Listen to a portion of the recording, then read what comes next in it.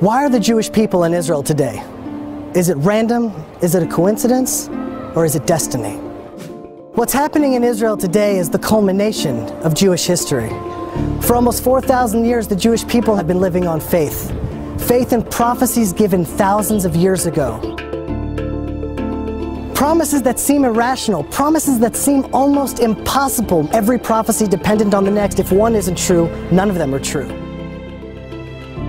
Every single one of them is coming to pass in our lifetime. Every single one of them.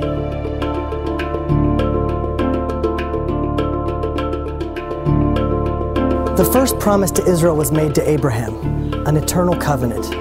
And I shall establish a covenant between me and you, and between your offspring after you throughout their generations, as an everlasting covenant. The Jewish people are the only ancient people alive today. The Assyrians, the Babylonians, the Jebusites, the Canaanites, all of them are gone. Well, no nation has survived such scattering and then remained a nation. They became assimilated, and eventually any trace of the original is gone. We, an eternal people, stand alive today. We also know that if the Jewish people don't live a godly life in the land of Israel, we're promised to be scattered to four corners of the earth. Which is, guaranteed to cause an extinction of any people. Scatter people around the world, they're going to be gone. The last thing you would want to do to an eternal people is to scatter them across the world with no common culture, no common language, no internet, no forms of communication. How will the Jewish people stay Jewish? How will we stay eternal if we're scattered across the world? And yet, that's exactly what happened. We remain the people, not only just a faith or religion, but a family. God will scatter you among the peoples, and you will be left few in number. The most recent census numbers the Chinese people at 1.3 billion, plus or minus 12 million. 12 million, that's the entire number of all of the Jewish people worldwide. We're a statistical error when just counting the people in China. That's how small we are. The fact that we're scattered and small, and we've been subject to the greatest hatred in human history. The Torah tells us the atrocities and the curses that would come upon the Jewish people throughout the exile. And you I will scatter among the nations. I will unsheathe the sword after you. No one has suffered as we have suffered. No one has been as persecuted. Anti-Semitism, the oldest, most universal, intense, irrational hatred in the world. If it was pogroms, crusades, the Inquisition, Muslim oppression, nation after nation, religion after religion.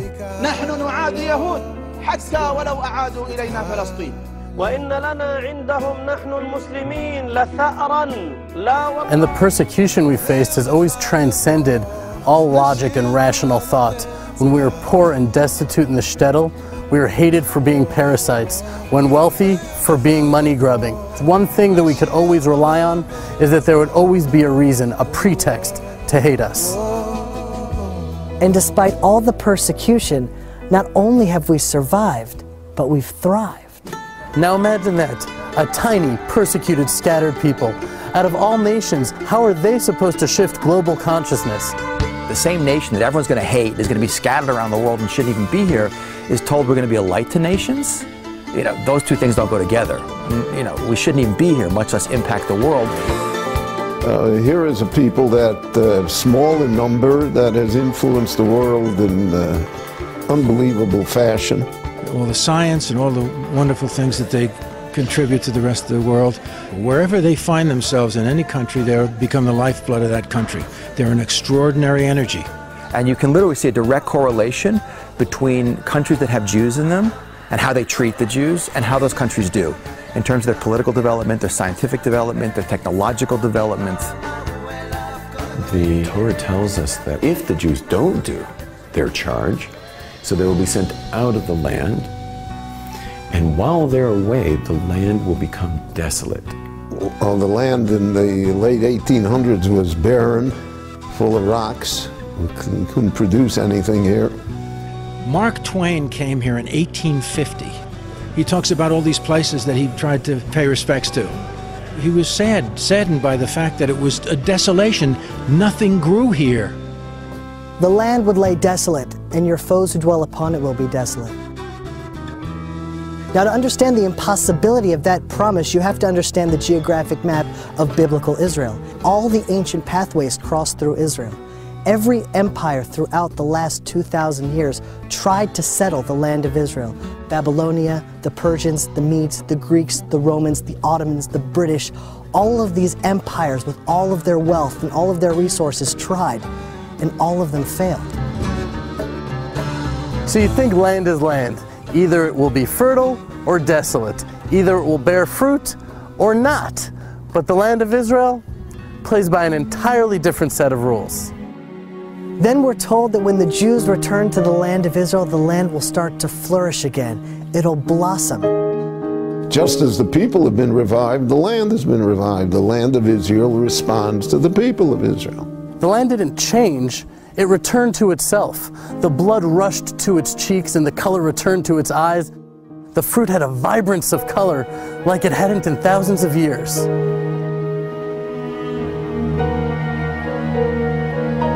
And the Jewish people, we've returned to ourselves as well. We're finally tending the soil and working the land once again.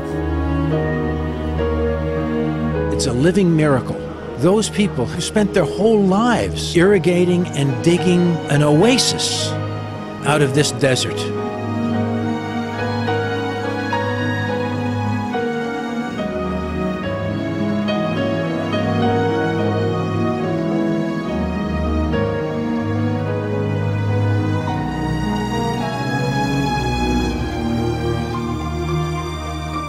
The ingathering of the exiles, it's the most prophesied event in the Bible. It's mentioned over 40 times.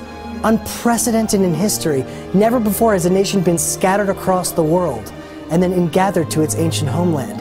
And yet every single prophet mentions this miraculous feat that will happen. Behold, I will bring them from the land of the north and gather them from the ends of the earth. Among them will be the blind and the lame, the pregnant and the birthing together. A great congregation will return here.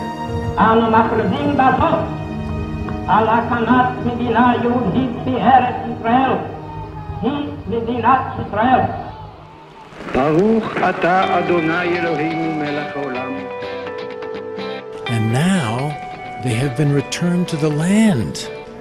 And the land is still carrying the names of the great history of this people. It's unbelievable. Today in Israel, you see universalism. Jews from Ethiopia, Africa, Asia, North America, South America, Russia, the entire world has now returned to the land of Israel. The prophets tell us that the Hebrew language will eventually be revived. When's the last time you saw a Phoenician English dictionary? Probably not for a while, because Phoenician is a dead language.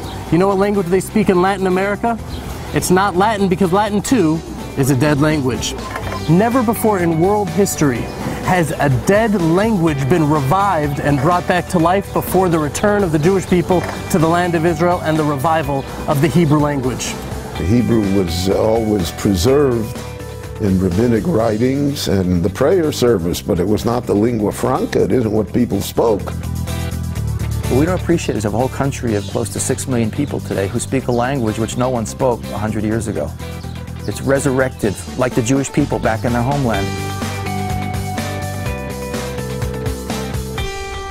Now, after the most inspiring comeback story in world history, after building the most moral and innovative democracy in the entire Middle East, you'd think that Israel would be supported and held up as an example. But we see that the UN, a representation of all the nations in the world, condemn Israel far more than any other country on the planet. And I will gather all nations against Jerusalem to battle. The only country in the world that its destruction is being called for by a member state of the United Nations. That its national movement, Zionism, was declared racist and illegal by the United Nations. That its capital city, which is arguably the oldest capital of any country in the world, is not recognized by any country. And there's many, many more points. In those days it will happen that 10 men from all the languages of the nations will take hold of the corner of a garment of a Jewish man, saying, "Let us go with you, for we have heard that God is with you." today, with such abundant materialism, there's an unprecedented spiritual thirst. It's not so much because of outreach work, I think, but it's just the very nature of Jews being in the land of Israel. We now see that there's a huge sort of momentum moving back. It doesn't make any sense. Israel is the most hated country around the world. Why would people want to identify with the Jewish people? And yet still we see an international revival of people reconnecting to the roots of Judaism, to the spirituality that our people have to offer, to the secrets that we've held on to for 4,000 years. The spiritual revival is happening today. As Israel becomes increasingly isolated in the world, there will be those who stand up for Israel with the faith and integrity of Abraham, and they will make all the difference. Israel was founded 3 years after the Holocaust. 3 years after 70% of the Jews were destroyed in what is exponentially the largest slaughter of any people in human history. The remnant trickled back against the will of the British, okay, with no support from the world, into a desert piece of real estate with no natural resources, no infrastructure, surrounded by millions of hostile Arabs in a constant state of warfare, terrorism, economic blockade. And think about it, within a few years, the desert is exporting fruits and vegetables to the rest of the world. That Israel is the only country in the world that has more trees at the end of the 20th century than the beginning. In terms of high-tech per capita, the most in the world is in Israel, done in less than 40 years, with no natural resources, constant war, terrorism, economic blockade. It's unbelievable, but people just don't see it because we've gotten used to it. It's Jewish history. It's all supernatural.